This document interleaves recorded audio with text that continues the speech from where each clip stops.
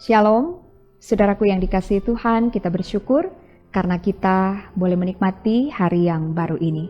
Mari bersama-sama kita menyatakan syukur kepada Tuhan dengan beribadah kepadanya. Mari mengawali persekutuan ini dengan menyanyi Kidung Jemaat nomor 35, Tercurah Darah Tuhanku.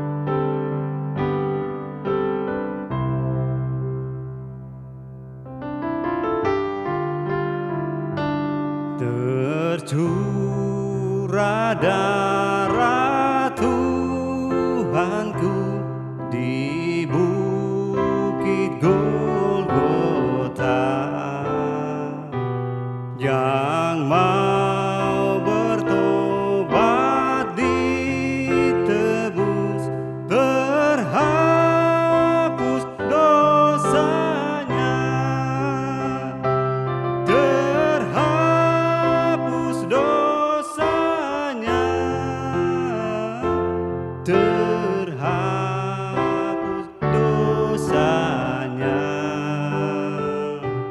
yang mau bertobat ditebus, terhapus dosanya.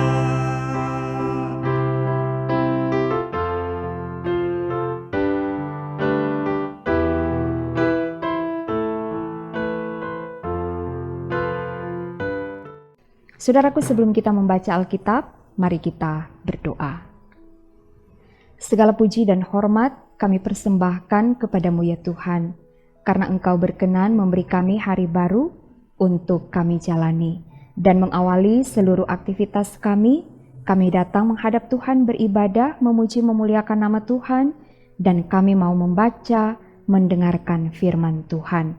Tuntunlah kami dengan kuasa Roh Kudus, agar supaya firman Tuhan yang akan kami dengarkan dapat kami mengerti dan semakin meneguhkan iman kami, dan kami dimampukan untuk melakukannya dalam perjalanan hidup kami.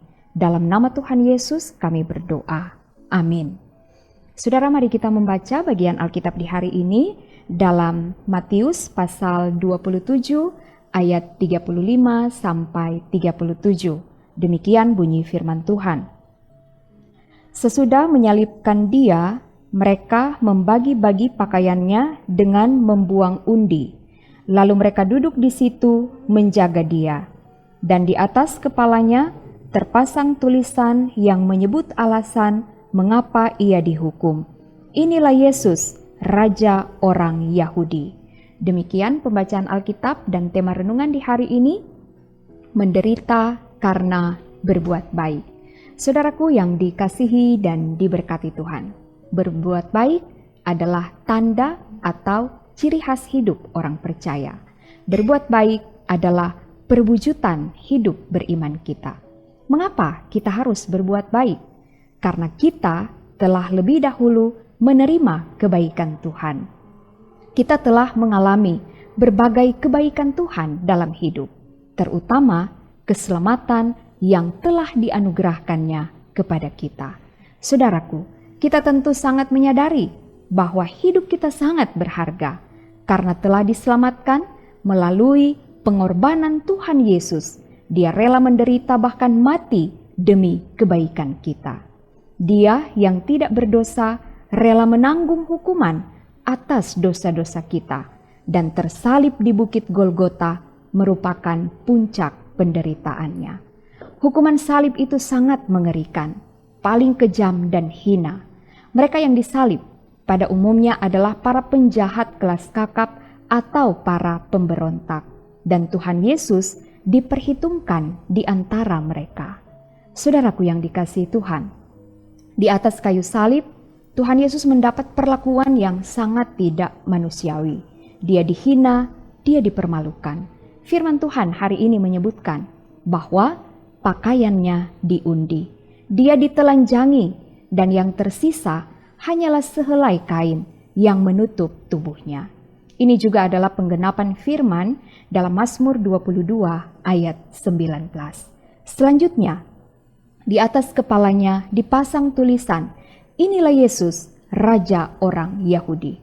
Tulisan ini ditulis dalam 3 bahasa, yaitu Ibrani, Latin, dan Yunani. Namun yang lebih populer, tulisan dalam bahasa Latin, yaitu Yesus Nazarenus Rex Iudeorum, atau yang kita kenal dengan sebutan INRI.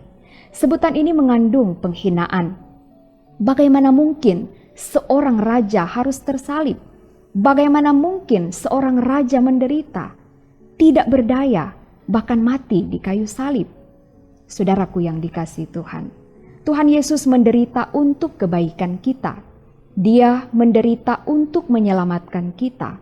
Karena itu, kita harus menghargainya dengan cara menjalani hidup, melakukan apa yang baik dan benar sesuai kehendak Tuhan. Tuhan Yesus telah menunjukkan teladan bagaimana berbuat baik demi kepentingan orang banyak, walaupun harus menderita. Hal ini mengingatkan kita bahwa menjadi orang baik dan selalu berbuat baik tidak berarti hidup akan selalu berjalan mulus. Tantangan, pergumulan, dan penderitaan bisa saja kita alami, tapi janganlah hal itu melemahkan iman kita, sehingga berhenti berbuat baik. Firman Tuhan ini mengingatkan kita, teruslah berbuat baik, apapun keadaan hidupmu. Jadikanlah hidupmu bermakna, menjadi saluran berkat bagi banyak orang, agar Tuhan senantiasa dimuliakan. Amin. Mari kita berdoa. Terima kasih Tuhan untuk firman di hari ini. Biarlah kami akan selalu mengingat betapa besar kasih Tuhan yang telah rela menderita demi kebaikan kami. Penderitaan Kristus di kayu salib membawa kami pada keselamatan. Dan karena itu ajarlah kami untuk senantiasa menghargai karya selamat yang telah dikerjakan oleh Tuhan Yesus.